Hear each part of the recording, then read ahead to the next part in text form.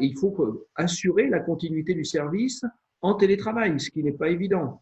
Donc, il nous faut recevoir les informations d'un côté et essayer de les faire passer à nos clients et ne pas laisser nos clients seuls, si vous voulez, dans leur coin. Donc, garder la communication, c'est déjà de leur donner de l'information régulière, mais accessible, hein, et après, être à leur écoute dès qu'ils ont un besoin précis. Donc, là-dessus, je pense que les experts comptables et tous les cabinets, accompagnés de leurs collaborateurs, ont eu une réaction formidable.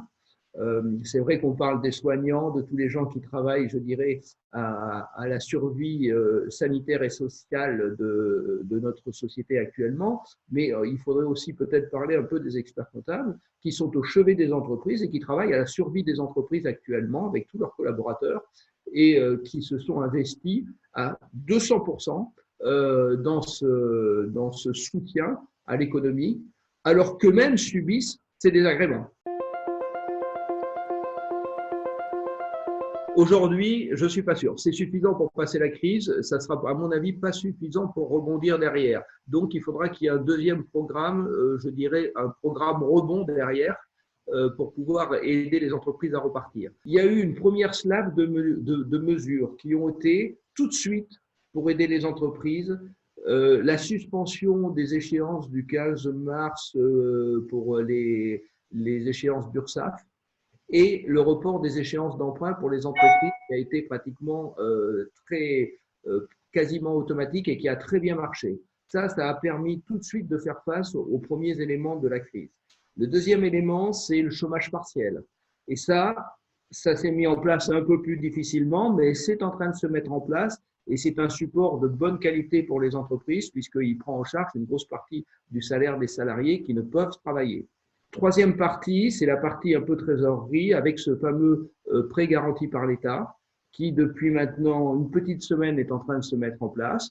On a quelques difficultés suivant les réseaux bancaires. Je dirais l'aspect dommageable, c'est que tous les réseaux bancaires n'ont pas une uniformisation des procédures. Ils ne demandent pas les mêmes papiers. Et dans le PGE, on a une petite délicatesse actuellement. C'est des sociétés qui sont pas trop en forme, on dira, ou qui, par rapport à la réglementation européenne, ont la perte de la moitié du capital social, parce que normalement, elles ne sont pas éligibles à ce PGE. Par exemple, une société qui a un capital social de 5 000 euros, il suffit qu'elle ait une perte de 2 500 euros, ce qui n'est pas grand-chose, pour être en dessous de la perte de la moitié du capital. Et auquel cas, elle se retrouve non éligible. Donc, on est en train de réfléchir, puisque c'est aussi notre rôle de faire remonter les difficultés, on est en train de réfléchir avec les administrations à mettre en place une nouvelle procédure pour ces sociétés qui sont très nombreuses dans le monde artisanal et commercial et qui ont toujours 4-5 emplois et qui risqueraient de ne pas être éligibles et de passer à la trappe. Et là, ça risque de faire du dégât au niveau du chômage définitif. Un seul mot d'ordre en période de crise pour le moment. Donc, on est dans la période de crise. C'est le cash, la trésorerie de l'entreprise. C'est le carburant de l'entreprise. Une voiture, si elle n'a pas de carburant, elle ne peut pas avancer. Donc, il ne faut travailler aujourd'hui non pas en termes de rentabilité, mais en termes de trésorerie. Comment je fais ma fin de mois? Est-ce que je peux faire ma fin de mois? Donc, mot d'ordre unique, c'est ça. Et je vais un tout petit peu plus loin puisqu'on parle de la trésorerie. Il faut privilégier et pérenniser le paiement interentreprise. S'il y a un moment ou un autre, une des entreprises ne paye plus ses fournisseurs, on va casser la chaîne et on va avoir je dirais, des pots de bilan en cascade. Il faut impérativement que la chaîne du cash, de la trésorerie, continue à vivre entre les entreprises. S'il y a un deuxième conseil à donner, privilégiez bien le paiement de vos fournisseurs et surtout, je dirais, les fournisseurs de proximité.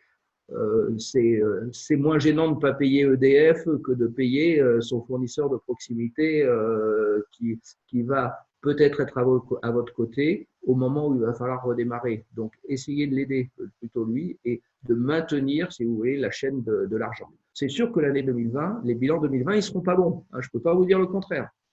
Mais à quel niveau, on n'en sait rien. Mais peu importe si on a sauvé des entreprises derrière.